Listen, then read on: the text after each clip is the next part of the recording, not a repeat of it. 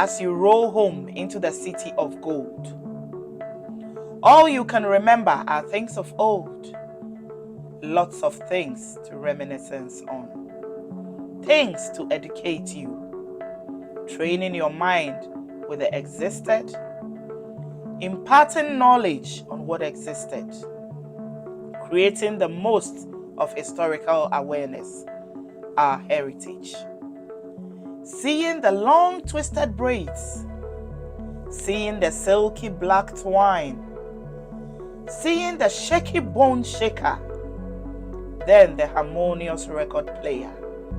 Together, they are a bit of mighty heritage of Ghana.